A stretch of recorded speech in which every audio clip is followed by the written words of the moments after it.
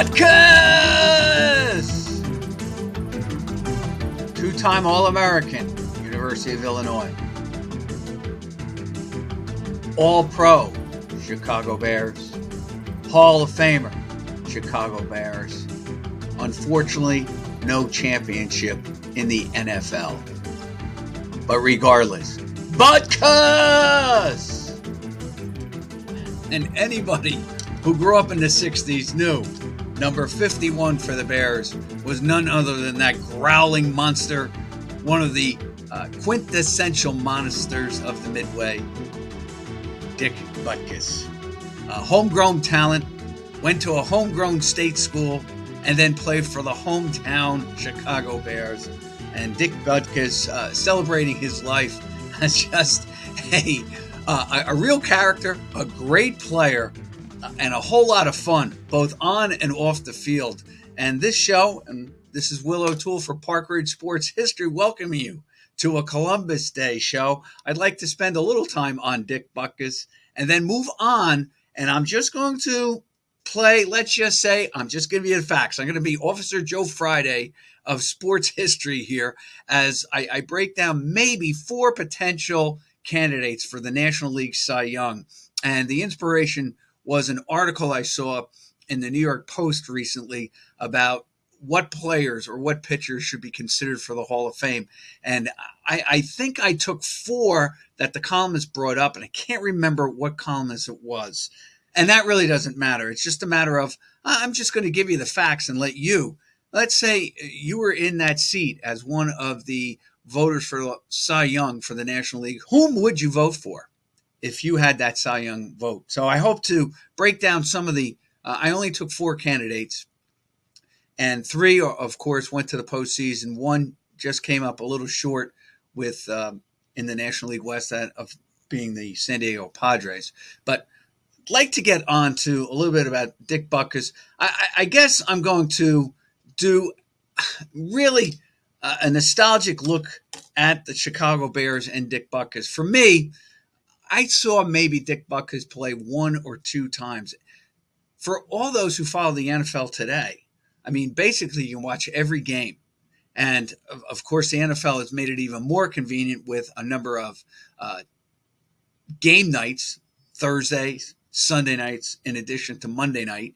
And, of course, all day Sunday. And then as the season progresses, you're going to see more and more games on Thursday night. As it is, Monday Night Football has had a doubleheader.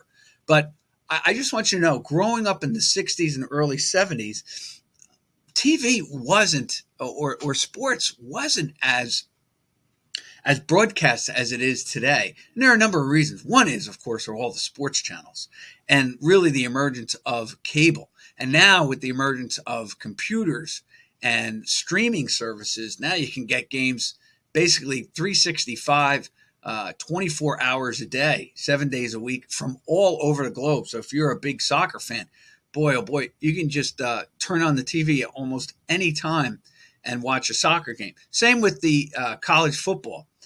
For me, I like to watch college football more than the NFL, and I'm able to watch, let's say, tapes or rebroadcasts of games, and I try not to see the scores. So it's live for, well, it's almost like it's the actual game unfolding in front of me. The other day, I got to watch a little bit of the SEC game between Georgia and Kentucky. I had a feeling Georgia was going to slaughter them. I didn't need to see the whole game or a rebroadcast to realize that after I saw a couple of plays here and there, and simply the Kentucky Wildcats just couldn't keep up with the Georgia Bulldogs. Hey, it's not basketball, Kentucky. Anyway, getting back to Butkus as I go off on a ramp off 80 East, but there weren't too many games that I saw of Dick Butkus, which probably adds to the whole myth and the whole legend of Dick Butkus as a kid. Because when I was growing up, if we got to see maybe 2, maybe 3 NFL games a week, and I'm talking about Monday Night Football as well, very rarely were the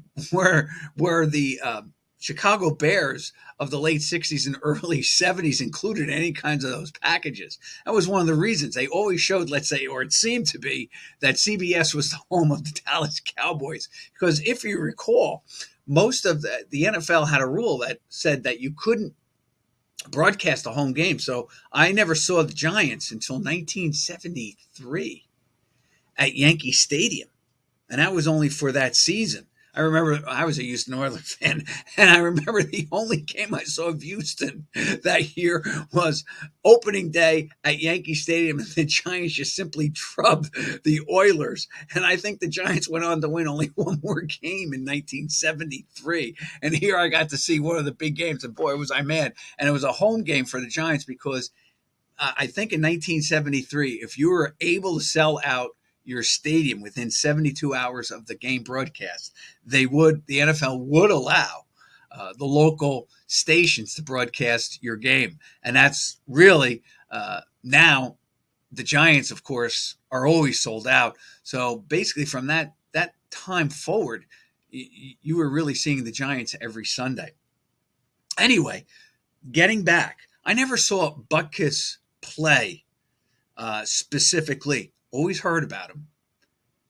I got a couple of times, I think I got maybe his football card or saw his football card in the hands of one of my classmates. But I always knew that this guy, and he had an author could not come up with a better name than Dick Butkus for a middle linebacker playing in the second or third largest city in the United States. Well, third largest city, Chicago, which just embodied blue collar kind of lunch pail status and kind of this hard scrapple football type of worker and, of course, player. Dick Butkus embodied all that. And, of course, juxtapose Dick Butkus with the brilliance of the lightning speed and just agility of a Gale Sayers, and the fact that one was white and the other black, he basically had two different spectrums of great players on one team. The Bears never won, and it really wasn't their fault. They just had some terrible teams. The one that stands out is 69, and I think Gale Sayers, it was his last probably full season in the NFL before injuries really took him down.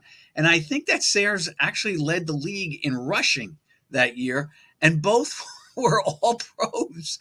And I'm not laughing at them, but the Bears only won one game. And then in 1970, I think they win 6 games, but they were just never good when I was growing up, when that window of the middle 60s to the middle 70s. Then they got Walter Payton. Things kind of turned around. They got a great defense in 85. Of course, they win the Super Bowl. But really, when you look at the Bears today, they're back to what I witnessed back in the 60s and 70s. But you did have these two players, Butkus and Gale Sayers. And when I was doing a little investigating, I didn't realize this. And of course,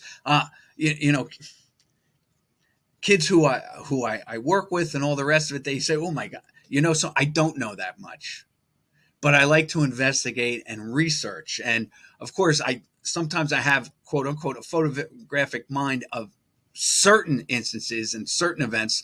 Like last week, even that, my brother, who we were talking, my brother lives up in Massachusetts, a huge Red Sox fan, enlightened me on a couple other things that I probably knew, forgotten in the broadcast about the Yankee Red Sox game. So kudos to Ed. He gave me a couple of little highlights that maybe I'll use in a future broadcast when we're talking and all the rest of it. But I will tell you this. I always thought the game was played in the morning, so let me just stand corrected there. Game started at 2:30, which makes sense because when Piniella was out in the outfield, you could see that the shadows were growing, so it was late afternoon in October, and we know in October, beautiful weather that it was and beautiful day that it was. But, of course, you can't stop Mother Nature from the sun going down over the horizon and casting huge shadows, especially at Fenway. So shout out to my brother Ed on that, giving me some further highlights of that great classic game. And for him being a Red Sox fan, yes, it's a real stab in the heart, but realize this, they waited a long time, but they finally got their redemption against the Yankees during the aughts, as they call them, especially highlighted, but that down 3-0 and then rallying and defeating the Yankees 4 games, 4 straight, and then sweeping the Cardinals in 4. Another one of those guys that were always in their way of winning a championship. Remember, 46 and 67, it was the Cardinals that got in the way of the Red Sox, and maybe some great baseball history being created in New England in 46 and 75 being dashed in 7 games by the Cardinals and their 2 great outfielders, Williams and Yaz, coming up short. And again, not laughing. This is just the beauty of sports. It's can be tragic and comedy, but you never know the ending of it, and that's what makes it great. And getting back to Butkus, here's what I didn't realize. Man, he came up this. I always thought, and this is the tragedy, I always thought Butkus, for some reason, was on that 63 Chicago Bear team. I stand corrected doing the research. And then I always thought he came up before Gale Sayers. They came up the same year. And in fact, Sayers finished first in the Rookie of the Year. Butkus finished third in that same Rookie of the Year polling. But nonetheless, Butkus went on to be, I believe, an 8-time Pro Bowler. He was a 2-time All-American at Illinois. In fact, I'm pretty sure he played in the Rose Bowl. That had been like the last Rose Bowl Illinois had played in until 1982, I think, when Mike White, the coach, led them to the Rose Bowl. And I don't even think they've been back since. They've never been again, this was another team, another school that has never been good in my lifetime, except for a couple of instances. But Dick Butkus, probably many of the people know that he was an animal and a monster on the field. Just a hard-hitting middle linebacker. And, of course, you can take a look at some of the footage of him on YouTube, not to promote YouTube nonetheless, but many times you can see some highlights, and man, he's just a bone-crushing linebacker. And when I was growing up, linebackers had some pretty cool names. And I'm going to spend one day on that, just nicknames for professional NFL defenses, because that has gone the way of great nicknames in baseball. Butkus, though, was a middle linebacker on the Chicago Bears in the 60s. Probably one of his big rivals was Ray Nitschke, who, fortunately for him, played for the great Green Bay Packers. And Nitschke, I also believe, was a Big Ten alum as well. But Nitschke, I mean, just think about the name, Ray Nitschke. What a great name for a middle linebacker. And, of course, the Cowboys had Leroy Jordan, and there were several others with great nicknames. And the NFL at that time just had great nicknames for their defense. The Fearsome Foursome of the LA Rams, the Doomsday Defense of the Dallas Cowboys, the Gold Rush later on, kind of like propped up of the San Francisco 49ers, and of course the Purple People Eaters of the Minnesota Vikings. Just outstanding. And of course the Central had some great players, great defensive stalwarts during the 60s. You had Alex Karras with Detroit, the Lions, who I always loved. You had, of course, Butkus with the Bears. You had Page, Marshall, and Eller of the Minnesota Vikings. Nitschke of the Green Bay Packers, along with other really outstanding players for the Packers. I think I went through a whole list. I think they have like about 11 or 13 guys in the Hall of Fame just from those Lombardi teams. So it was just amazing. But Butkus was not just known, and this is where I'm coming from. Butkus, I probably knew or saw more of him in commercials than I did on the field. Of course, he did the Miller Lite beer commercials. He was really funny. He was just very natural and fun. I'm not saying he was a Shakespearean actor by no means, but he was funny. He had a great sense of timing. He had great facial contortions. He had that. And during the 60s, he had that haircut, which stood up, that is kind of like a crew cut, but it stood straight up. And then he had 2 mustaches. One was very pencil thin, like a Snidely Whiplash mustache. And then he got to the more bushy that I knew him with in later years. But Butkus was just just one of a kind. He so embodied the NFL of the 1960s. And I think one of the reasons, and of course it's age for me, and of course it's television as well, and of course with all these broadcasts, you do lose a sense of mystery about these players from other teams. And like I said, Butkus had that kind of personality. Wow, who is this guy? I've really never seen, but everyone who tells me he's just like a mad dog on the field.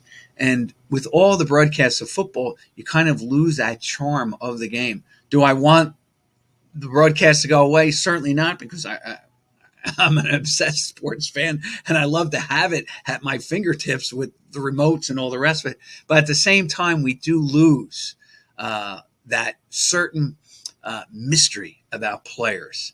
And Dick Butkus really embodied that.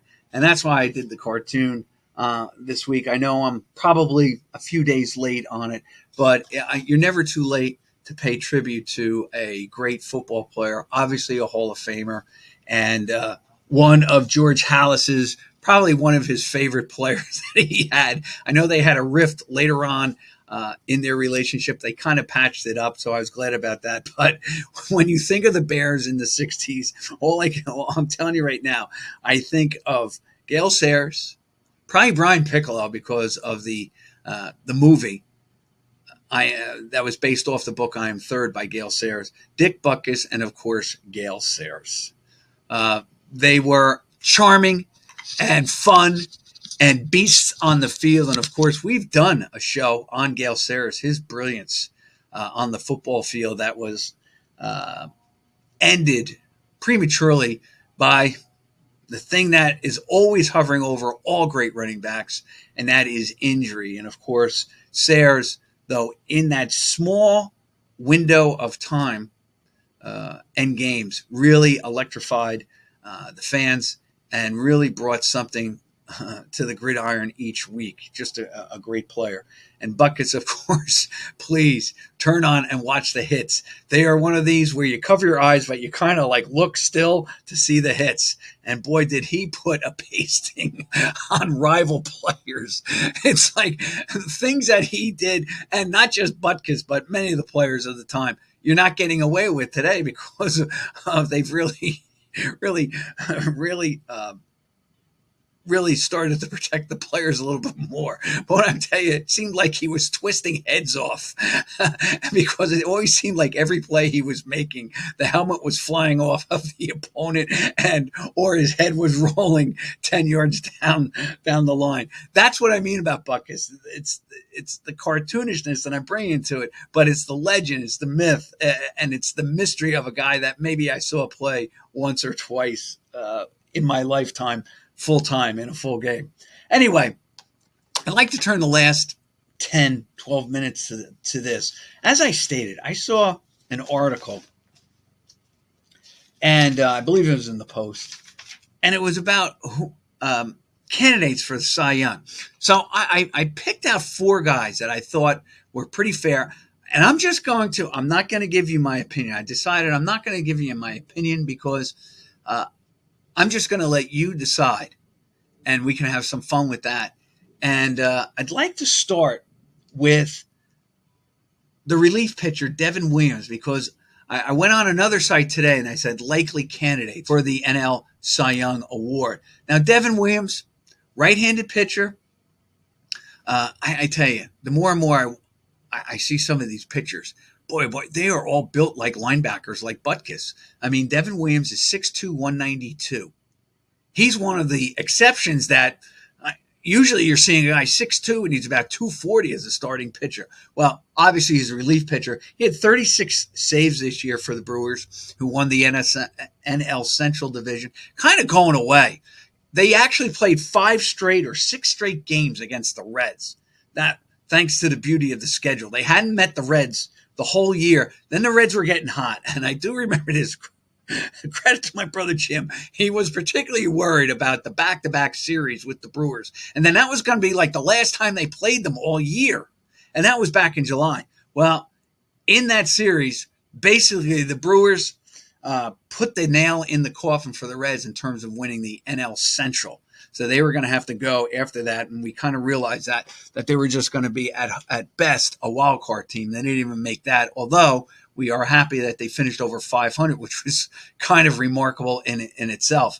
But I was looking at Devin Williams, and in that series, and I have to say that's a crucial series, that occurred.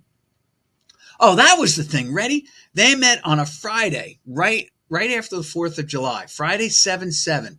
Ready for this? 1, 2, 3, 4, 5, 6, 7, 8, 9.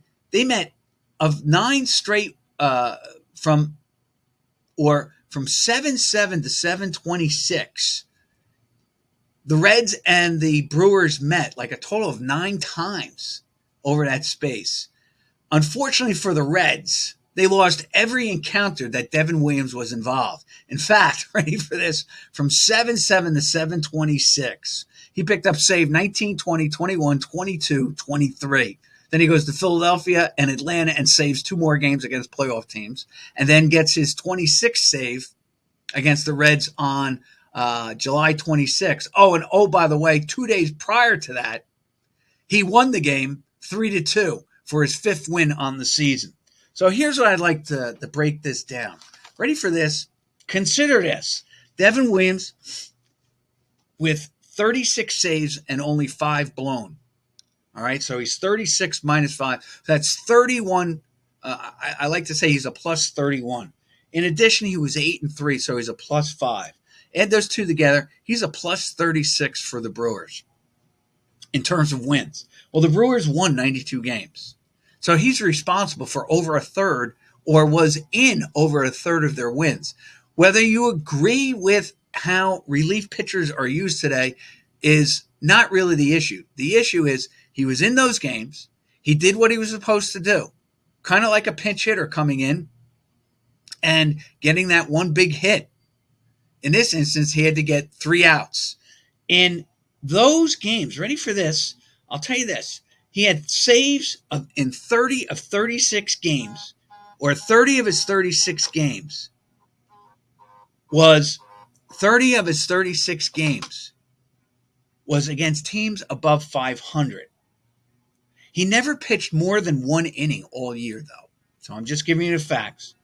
He had 2 days where he pitched. He had 26 times this year where he pitched on 2 or fewer days of rest. So the Brewers' Greg Counsell really used him effectively. I mean, if you're a plus 31. And he had saves earned with a lead of 1 run or none. He was, ready for this, in games where he had to hold a lead of 1 run or was tied, he had 30 appearances. He had 16 saves and 5 wins. In other words, he came in with either a 1-run lead or a game was tied 30 times this year. In those 30, he earned 16 saves and 5 wins. In addition to, an ERA of 1.53 and helping the Brewers to the NL Central Division. Now, his winning percentage, of course, 8-3, was 169 points higher than the Brewers' .558 winning percentage with 92 wins and 70 losses. Now, let's get to Zach Gallen, a New Jersey guy who is 17-9, playing for the Arizona Diamondbacks, wild card team. Of the 19 wins he was involved in, he earned 17 wins. Okay, so 19 of his starts turn out to be victories for Arizona. In only one spot this year, really, does he have, let's say, a slump. He goes, and that was in the middle of July, from July 15th to August 6th. Kind of goes into a tailspin. His ERA is, he allowed 16 earned runs in 31.1 innings for a 5.43 ERA. He's 0-2 with 3 no decisions. But after that, ready for this, he pitched 209 innings, allowed only 81 runs all year. You subtract that 31 innings and those 16 earned runs, ready for this, 178 innings, only 68 earned runs, 3.28 ERA. Now, why is that important? Well, his ERA overall was 3.47. It was actually 1 point below Arizona's other starters because the Arizona Diamondbacks allowed 4.47 earned runs per game, and his was 3.47. He had a stretch where he had, ready for this, his ERA was at 7.59. Then he had 4 straight shutout games. I'm not saying he won them all, but his ERA dropped over 5 points, went down to 2.15. Amazing, okay? And then I want to say this. In the games, Arizona scored averaged 4.6 runs per game. They did that of his 32 starts. They did that 18 times where the team scored above 4.6. All right, 17 or 35 starts he had, 17 under 4.47, and 17 times he held the opposition to under the average of what the Arizona Diamondbacks give up.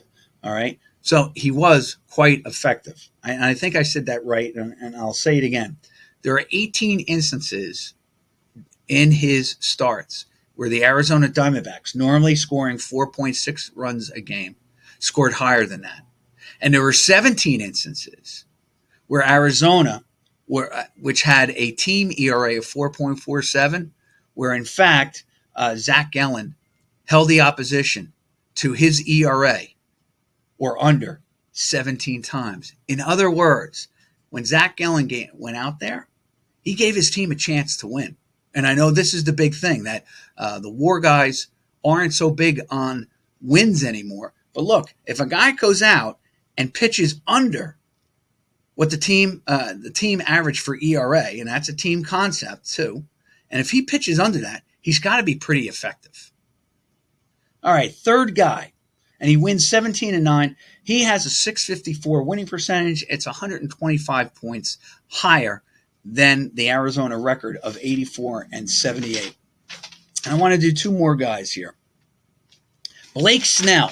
Now, he's the only member of this group whose team, the San Diego Padres, did not make the postseason. In fact, you could consider them to be a disappointment. They finished 82-80, did rally, finished over 500. Blake Snell was 14-9, 2.25 ERA. He had a .608 winning percentage. All right, 102 points higher than the .506 winning percentage for the San Diego Padres as a team. He actually started the season out 1-6 with 4 no decisions. His ERA was 4.50 in 56 innings pitched. After that, he goes 13-3. He pitched 124 more innings. He only gave up 17 earned runs after that. His ERA 1.23, which is why his ERA finished at 2.25. But he had 4 no decisions in the game. Interestingly enough, he has one bad stretch after that where his ERA was 3.18. He lost 7, 8, and 9. He had 3 losses in a row to go, for losses 7, 8, and 9. In those games, though, he pitched 17 innings, only gave up 6 runs for a 3.18 ERA. The Padres, in only 14 of its 32 starts, did the Padres score more than 4.64 runs per game. They allowed 3.73 runs per game, ERA, the Padres staff. And yet his ERA was an effective 1.48 below the average. So just consider that. Unfortunately for him and the Padres, he had that stretch where he went 9-2 from June the 5th all the way to August 16th. He was 9-2, but the team only played 500 baseball, 31-31. And the last guy is the guy who started it all for me, Spencer Strider, he's the guy who kind of got it for me. He finished with a record of 20 wins, 5 losses, and a 3.86 ERA. And I will tell you this, and I'm not trying to shift prejudice toward him or towards him or against him. I know that his ERA was brought up, 3.86, kind of high. And this is what really got me into this, okay? But there was one moment during the season where he kind of slumped. Ironically, almost the same time that Zach Gallen slumped. And that was in the middle part. So maybe his arm was a little tired and all the rest of it. But during that time, he pitched 27.2 innings, gave up 18 runs. His ERA was 5.95. But in those games, the Braves, in those 5 games or 4 games, those 5 games, the Braves only lost once. With him getting 2 no decisions, and then he got a win to improve to 12-3. All right, he pitched into the 6th inning in all 4 of those games. Now remember, this was his worst stretch of the year, where you say boom, boom, boom, boom, not where he goes out and gets bombed and stuff. And actually, he only has 2 more games where you can consider him getting bombed, and one of them is against the Mets. And that was a game I watched earlier in June. And it was one of those where the Mets had built up a huge lead against him early. I think they were up like 8-0 or whatever. And it was just one of those games where you say, Mets are going to lose this game. You just have one of those games where you just know the Mets, that your team is going to lose. They could put 30 runs up and you know you're going to lose. Well, that's what happened in this game. They got to him, their best pitcher, Strider. I like to call him Striper. And you just had a feeling that the Braves were coming back. And they do. They win the game in extra innings, 13-10. It was a great game. It was a lot of fun, but the Mets wind up blowing a big lead in that, even knocking him out. In fact, that was the only game where he did not last basically until the 5th inning all year. He lasted, I think, 2 innings and gave up 8 runs. But anyway, if you took out that one stretch, and I'm not including the Met game, and I'm not even including another game later in the year, but that 5.85. Now, if you could eliminate that and just judge him by his wins, and remember, he does get a win, and the Braves have 2 no decisions with him. There's only one game where he lost, and that game he pitched actually 6 2/3 innings. If you take that ERA out and those innings out, yeah, he's 1-1. Actually, he goes 19-4 rest of the year, and his ERA is 3.51. And of course, his Braves team allowed 4.14 team ERA. His, if you just think of it, even with the 3.86, it's still lower than the staff's. But if you took that one gap, and I think maybe he had a tired arm, or he's just going to a slump as a pitcher, just like a hitter does. If you kind of take that out, and I am including the one where he gets bombed for the most runs in the fewest innings all year against the Mets, his ERA is 3.5. And of course, he won 20 games in 25 decisions, 800 winning percentage. The Braves had a 642 winning percentage. He was 158 points ahead or above what the Braves did. So there are 4 candidates for the National League Cy Young. You are a voter. Whom would you vote for? Spencer Strider, Devin Williams, Zach Gallen of the Arizona Diamondbacks, or Blake Snell of the San Diego Padres? So this is Will O'Toole for Park Ridge Sports History. I'd like to thank Howard. Have a great Columbus Day. Thank you for joining us. See you next week.